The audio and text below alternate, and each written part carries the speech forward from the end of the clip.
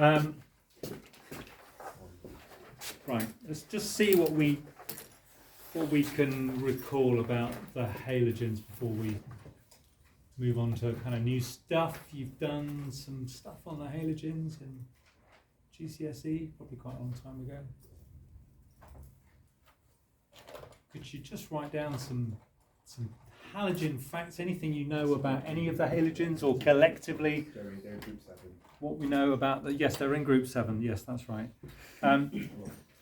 Those elements there, either collectively, you know, they are all such and such, or individually, you know, chlorine is such and such. So you trends too, sir. Hey? Trends. Trends are good, yeah, we like trends. Right, so let's see what we've got. Can we start this side? They become less electronegative down the group. Okay, we've got some trends already. Okay. Electronegativity. Oh, decreases down the group. Decreases down the group. Okay.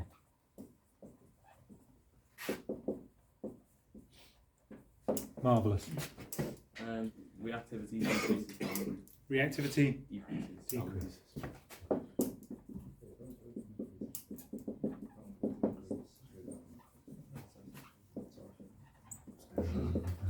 Group.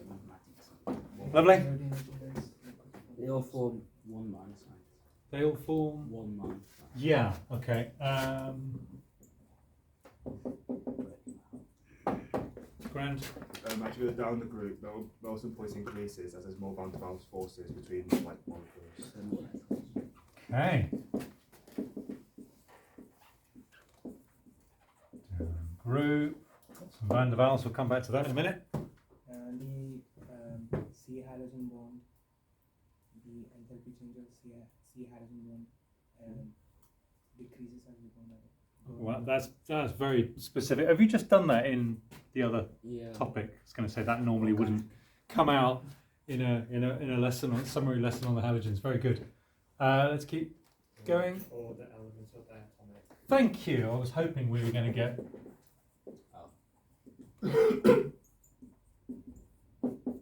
They're all diatomic molecules of the form X2, so F2Cl2 Br2. Chlorine is a pale green gas at room temperature. Okay.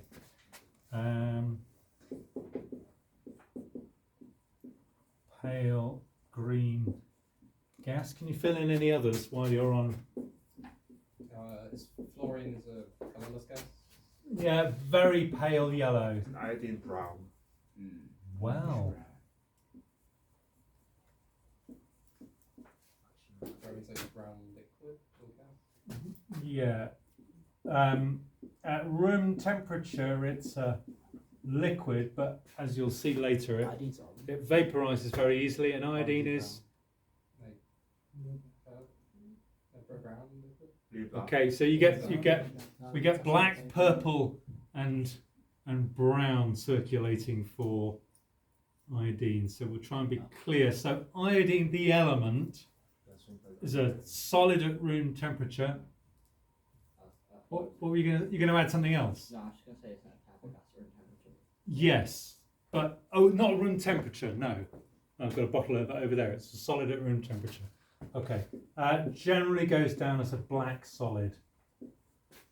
But yeah, we'll see the purple gas, and we'll see the solution, which is the stuff you know from biology and starch testing from days of yore. Okay, great.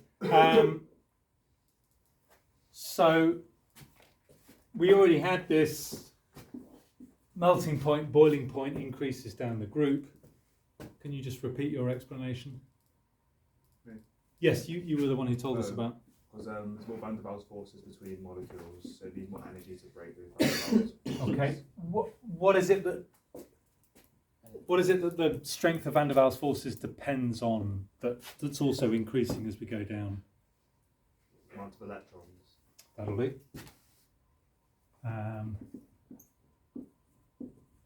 You could also have increase in the size of the molecules, or the MR, or the surface area, or electron cloud, should I put, increases van der Waals forces or strength of van der Waals forces.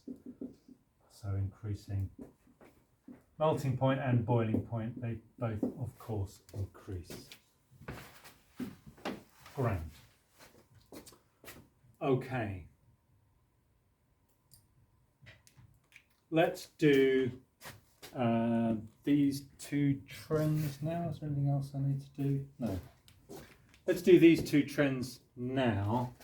As we'll see, they're linked, and I'm gonna get rid of the slightly GCSE word reactivity.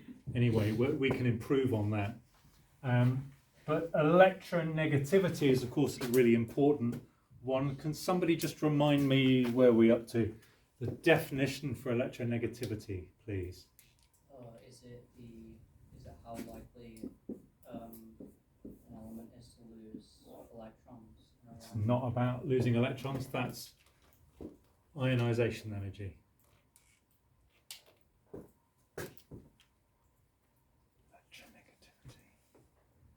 I did drop this on you. It's not there. Let's go to the back. The ability for an atom to attract the pair of electrons in a covalent bond. Yeah, the ability of an atom to attract electrons to itself from a covalent bond. So if we were looking at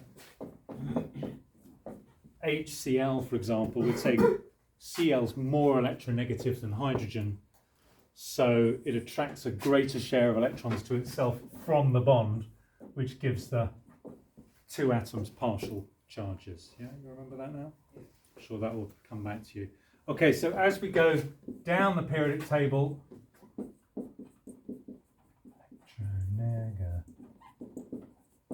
electronegativity, there we go, decreases, that's for all elements. As we go across the periodic table, electronegativity increases except for Hydrogen. group 0, which don't really have electronegativity values. Why not? Because they don't form covalent bonds. They don't form covalent bonds. Certainly helium and neon and argon don't form covalent bonds, so we've got no way of testing their electronegativity, which is the ability to attract electrons from a covalent bond. Okay, so that means that fluorine up in the corner over there is going to be the most electronegative atom. It is the best at attracting electrons to itself. Let's focus on the increases first. Can you write down why electronegativity increases across the periodic table? That would be an explain question, probably worth 2, maybe 3 marks in an exam. Why does electronegativity increase across the periodic table?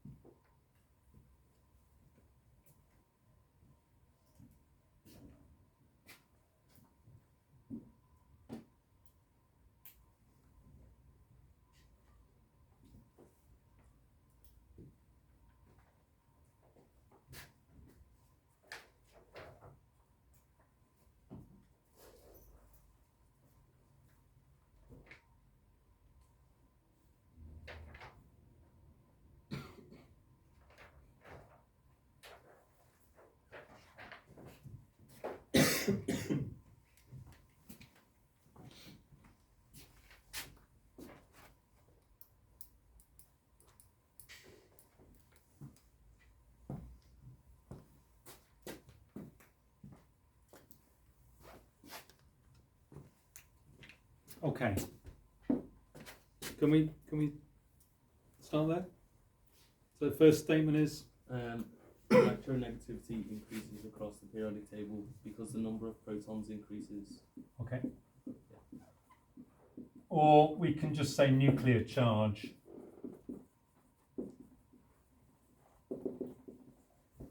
And increases a lot. If you think about, right, in the top left-hand corner, we've got lithium up there, yeah?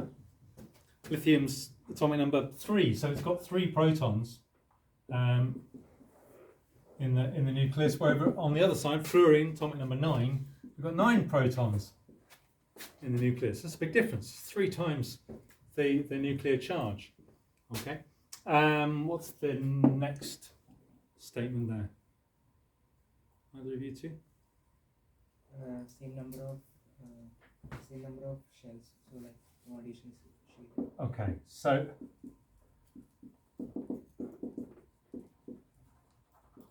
the electrons have gone into the same shell, which means there's no additional shielding.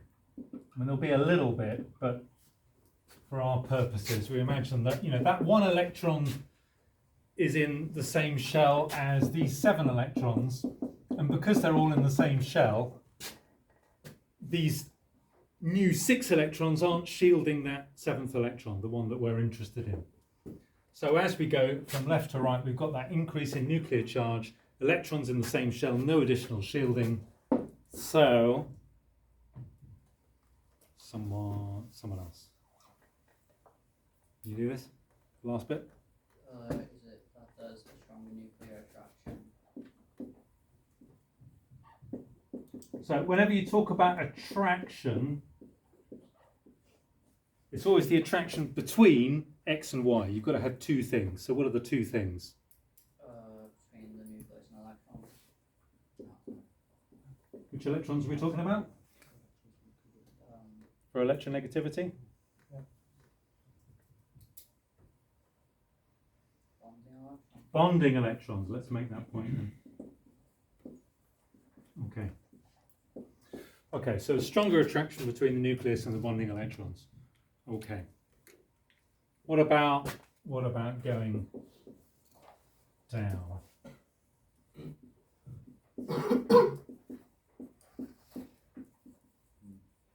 Okay, could you write that down for me, thanks?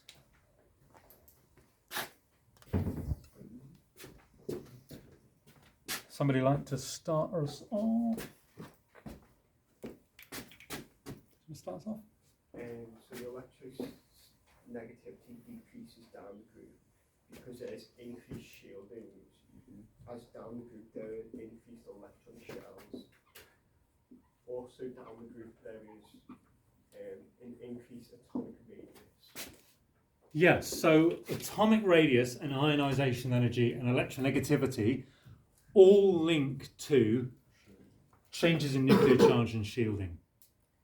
So I can use the same explanation for all of them. I can say atomic radius decreases across the periodic table because there's higher nuclear charge, electrons are in the same shell, so they're held more closely to the nucleus. Or stronger attraction would actually work there as well. As we go across, ionization energy increases because there's more nuclear charge and the electrons are held more tightly, blah, blah, blah. What I shouldn't do is use electronegativity to explain atomic radius, and I shouldn't use atomic radius to explain ionization energy. They all have a common cause, but they don't cause each other. Does that make sense? It's the old ice creams and drowning thing, the correlation between ice creams and drowning. When there's more ice cream sold, there's more drownings in the country. It's not because they cause each other, it's just because they have a common cause, which of course is summer. Yeah. Okay. So more shells and more shielding as we go down. Could you finish it off for us? Therefore there's a weaker force of attraction between the nucleus and the electrons. Perfect. So weaker attraction between the nucleus and... So again, if I was doing atomic radius here, I'd just say weaker attraction between the nucleus and outer shell electrons. If I was talking about ionization energy, I'd say weaker attraction between the nucleus and the outermost electron. Because we're talking about electronegativity, we can choose between the nucleus and bonding electrons. So it's the same kind of structure, and if you can remember that electronegativity and ionization energy and atomic radius are all part of the same kind of bag, that saves you from having to worry about the explanations because they're kind of all the same. Okay. Right.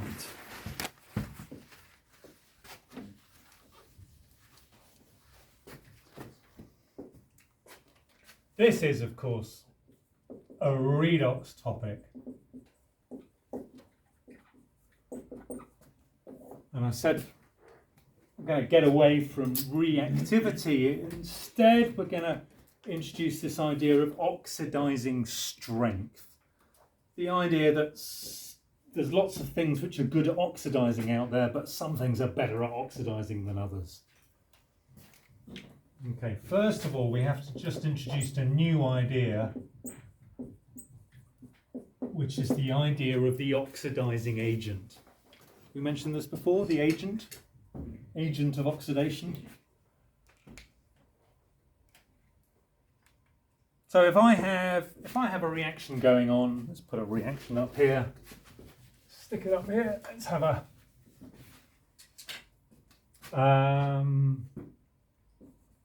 we've done permanganate 7, haven't we, with iron 2 plus.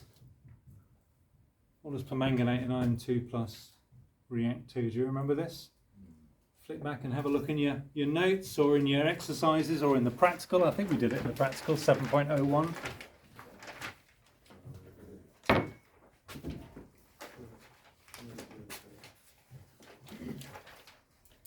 Oh, I just need a bit more room. Let's just move that over a bit.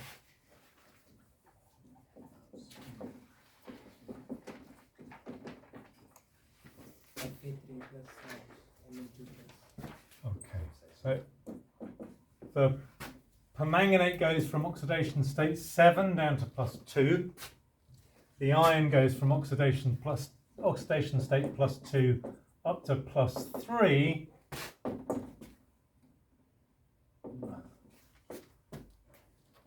What else do I need on the left here? 8 of those, 4 of those, and well, this is an overall balanced equation. So if manganese needs to gain 5 electrons, but iron's only giving away 1, then to balance it, I must have to. Don't really add 4, do we? We multiply by 5. I need 5 of rather than 4 more. Yeah. Okay. All right. That's an equation you've seen before. In that reaction, the permanganate or MnO4 is reducing to Mn2. As it's being reduced, it is oxidizing the iron 2. It is the agent of oxidation for iron 2. So MnO4 is an oxidizing agent. It oxidizes other things. If I put other things in the beaker with permanganate, they would be oxidized as well, including you, which is why we try not to spill permanganate on ourselves. So oxidizing agent is a substance which oxidizes other substances. What's happening to its electrons as it oxidizes other substances? It's gaining electrons because it's being reduced.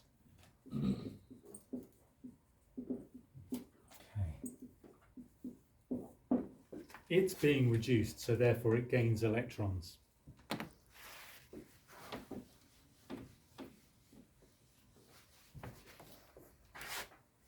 Of course, if there's oxidizing agents out there, there must be reducing agents out there. So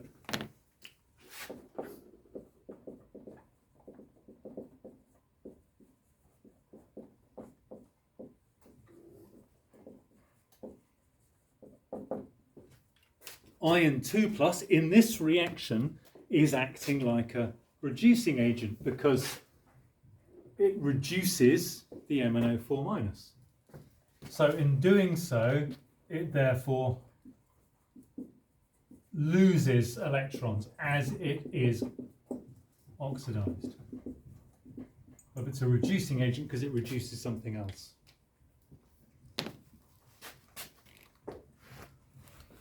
I'll tell you what, let's just do a quick task.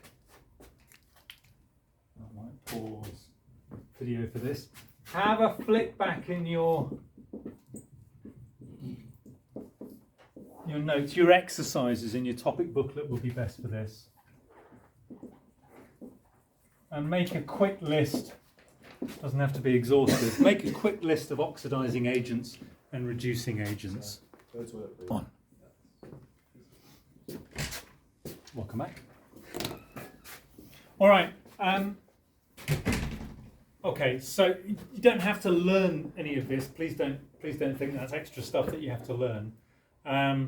Notice that a lot of the oxidizing agents contain a lot of oxygen. That's a very common feature. MnO4, H2SO4, S2O8, NO3, IO3, H2O2. Oxidizing agents often contain a lot of oxygen. So if you've got something in your reaction with loads of oxygen in it, it's probably going to be an oxidizing agent. Metals make good reducing agents. Non-metals make good oxidizing agents. O2 we could have had here, couldn't we? Oxygen itself. Okay. All right. Well, the halogens kind of came in just at the end there then. So we'll look at chlorine being very good at gaining electrons and forming chloride. And we're going to do this in just a moment. We're going to do the displacement reactions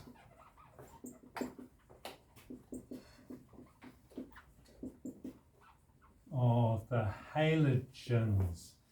Also topic 5, GCSE. What's a displacement reaction? The ones that you're really familiar with are the ones to do with metals. And I seem to remember we did one in that first practical you did. You know, you did 5 different reactions. One of those was a displacement reaction. Anyone remember which one?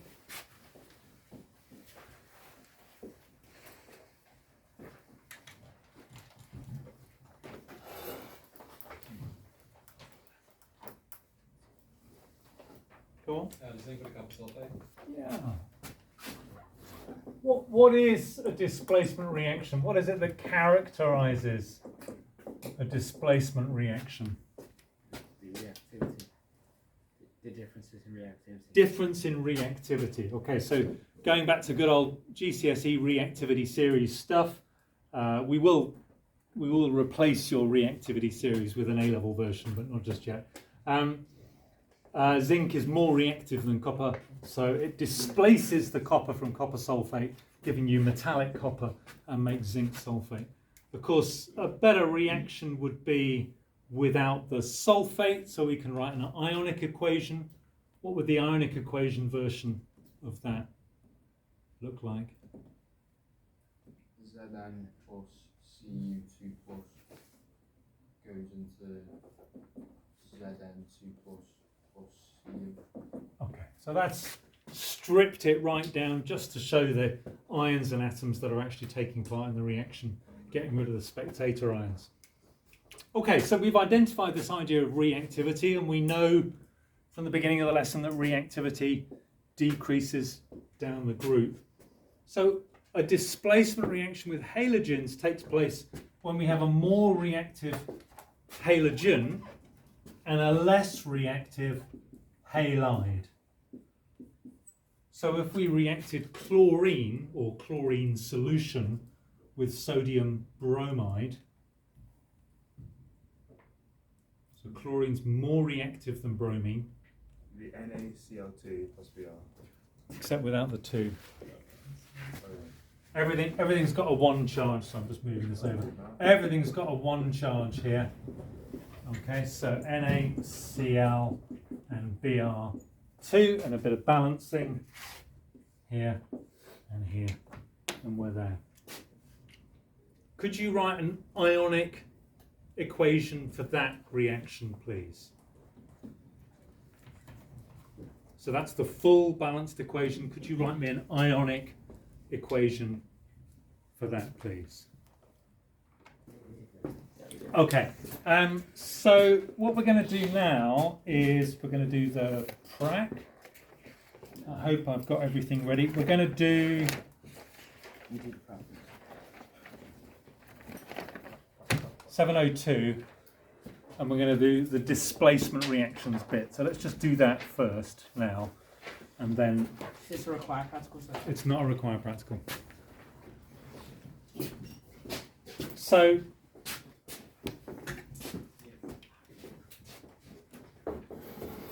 if we could just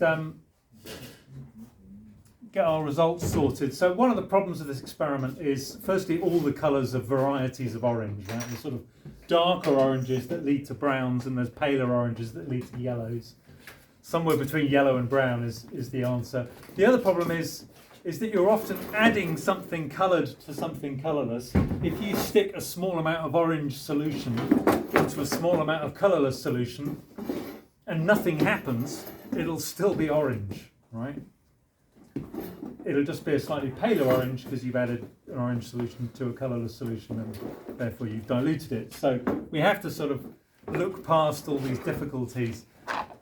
Where there is a reaction, it always gets darker in colour. So it's usually easy to spot a reaction when it happens. It's less easy to spot a reaction when it hasn't happened. When you have a reaction that hasn't happened. Okay, hopefully all things will become clear, or colourless in a moment. Chlorine with bromide. What do we get for that? Yellow. Okay, so if we're going to be really precise in our observations, you should always include two colours, the colour it starts with and the colour you end up. So you said colourless to yellow, which is grand. Also remember, you can't just have a colour. There has to be a thing which is coloured, gas, solution, solid, whatever it is. So the most precise answer you could give is solution turns from colourless to orange. That will be the best possible AQA A-level answer. I'm just going to write turns orange. Okay, that orange could of course be a variety of yellowy tones. You can, I'm sure, pour over a Dulux colour chart of bromine and iodine. Anyway, chlorine and iodine. Sorry, chlorine and iodide. What do we get for that? Turns brown. Okay. Yeah, no, but it's orange, it's changed. Right. It's important to know the correct observation, because in the exam, of course, they can present you with experimental evidence, and they will say, you know, when X is added to Y, it turns brown if it's the case of iodine. So it's important to kind of have the right answers, or the AQA answers down. Great. Let's just finish this little corner. Bromine and iodide. What do we get for that? Yellow to paler yellow. Paler. It shouldn't go paler yellow. No. That one might go paler yellow. Oh, I meant that one. Okay. This one should change. I got orange, the dark orange / brown. Yeah, okay. So bromine is, of course, orange. When you add it to iodide, it should go darker. That's what you're hoping to see. So either a darker orange or a brown. I'm just going to put turns brown again, because that's what AQA will say. All of the others don't change. Okay. So something like that is what your table should look like.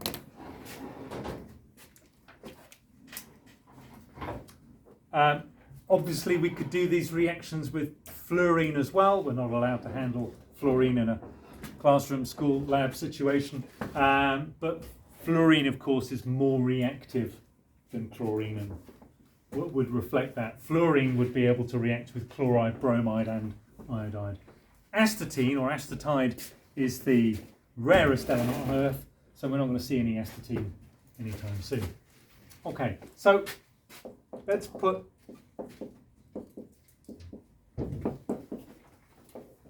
fluorine into our trend. As we go down the group, they become, yes, less reactive. What about if we were to express it in terms of their oxidizing strength? Which of those elements is the best oxidizing agent or the best oxidizer? Clearly fluorine. Okay, so as we're going down the group, we're getting a decrease in oxidizing strength. Now let's just think about that for a moment. What do the elements do when they're oxidizing other substances, other elements in this case? Well, they're being reduced. Oxidizing agents get reduced. And reduction is gain, oil rig. So as we go down the group, we're seeing a decrease in their ability to gain electrons from other atoms. So why would that be as we go down the group? Why are they getting less good at pulling electrons away from other atoms? The increase in the number of electroshells, increase in shielding. Increase in shells, increase in shielding, so a weaker attraction between the nucleus and the electrons that the elements are trying to grab hold of. It's exactly the same explanation as we use for electronegativity and atomic radius and ionization energy. As we go down the group, there's a decrease in oxidizing strength because there's a weaker attraction between the nucleus and whatever electrons they're trying to pull in on, the outer shell or the new electrons. Okay. I'm just going to put very briefly more shells / shielding, weaker attraction, etc. Okay, you've already got that explanation down in several places. Okay. So we wrote a reaction earlier, didn't we? We had chlorine and bromide. Something like this, wasn't it?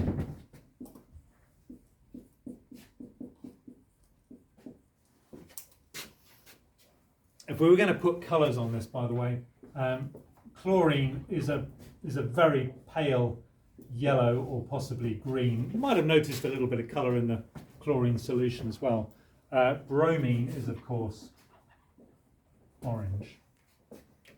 So we'd expect it to go from virtually colourless to orange.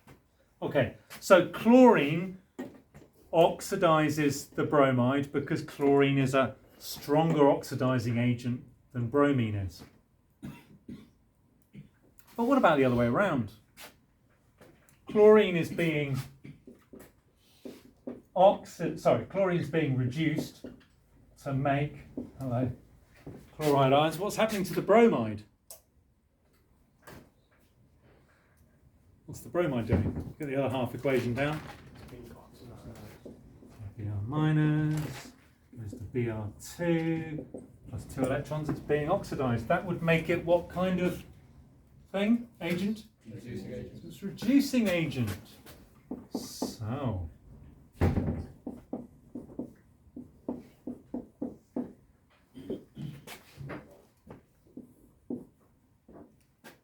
Here's a different take on the same reaction. We could say this reaction happens because chlorine is a stronger oxidizing agent than bromine, or we could say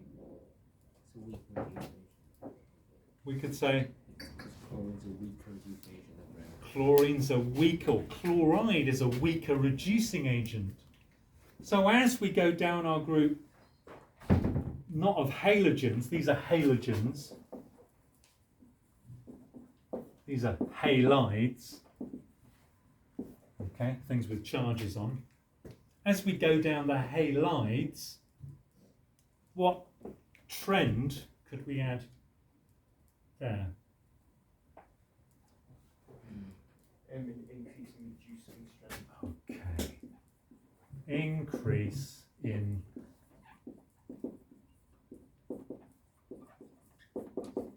reducing strength.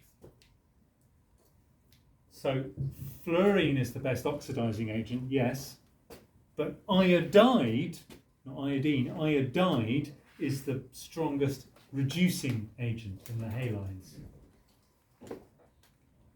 We'll be looking at this in more detail and what that means when we look at the reactions of the halides and concentrated sulfuric acid. But I'm going to leave that for another day. What I'd like to do now is just actually look at the halogens. So we're going to move ourselves over to the fume cupboard. And Sir's getting everything ready. See some halogens.